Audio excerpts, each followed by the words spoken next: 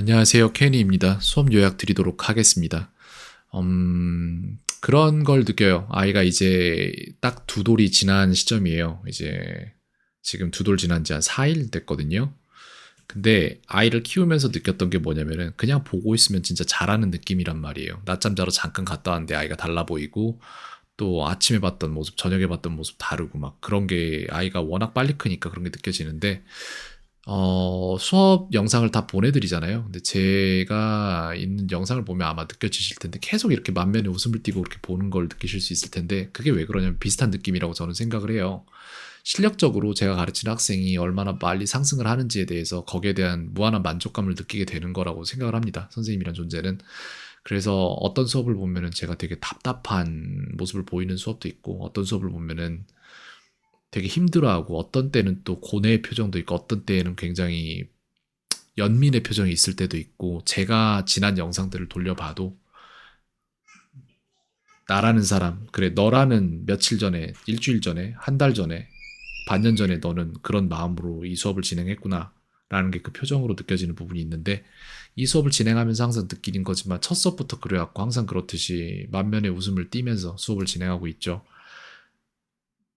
잘하고 있다는 뜻이에요. 예, 아이가 워낙 잘하고 있으니까 그럴 수밖에 없는 건데 재밌는 부분이 계속해서 이제 특이점이 계속 나오고 있는데 어떤 부분이 있냐면 이 부분 약간 말씀드리고 갈게요. 먼저 이거 먼저 대략 51분쯤에 저하라고 써놨는데 전에 말씀드렸던 부분 중에 하나가 뭐냐면 아이가 말을 워낙 잘하게 되었는데 근데 재밌는 부분은 한 10분 정도 지날 때쯤부터 아이가 그 성능이 떨어지는 걸 느낀다라고 전에 말씀드렸던 적이 있어요. 그때에서 그게 언제인지 정확히 기억은 안 나는데 한 두세 수업 전 정도였던 것 같습니다. 근데 지금은 뭘 느끼냐면 51분 정도에 이게 와요. 한 번. 그리고 나서 51분 정확히 가시면 돼요. 지금 화면이 제 화면에도 지금 그렇지만 시간이 나오진 않을 텐데 근데 그 영상상에 51분 정도로 가면 아마 대충 보이실 거예요. 그게 아이가 잘하다가 말을 그때부터 조금씩 힘들어해요. 그게 어떤 느낌이냐면은 이거 말하자면 너무 긴데 중요한 부분이니까 말씀드릴게요.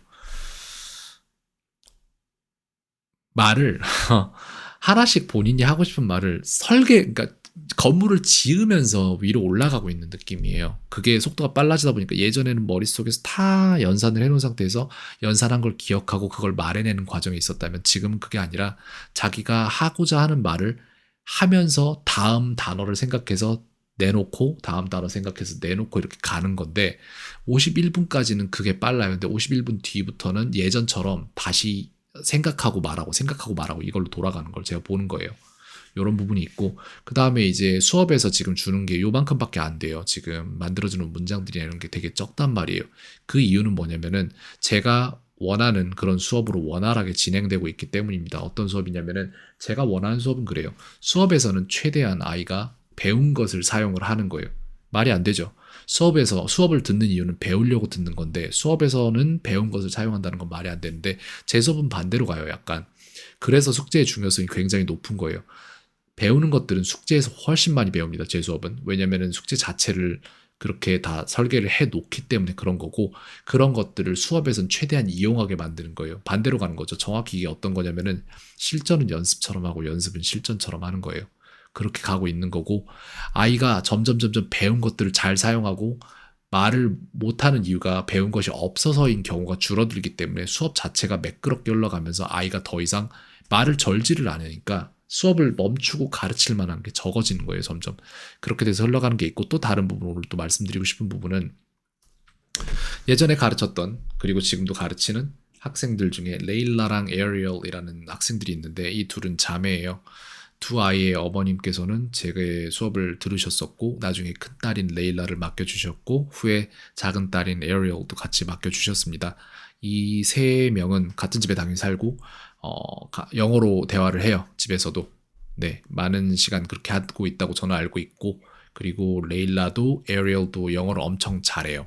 그리고 에어리얼의 친구인 클로이도 수업을 같이 들었었고 이 아이들 세 명 다 수업에서 영어를 굉장히 많이 들었고 영어를 편하게 하는 사람이 됐습니다.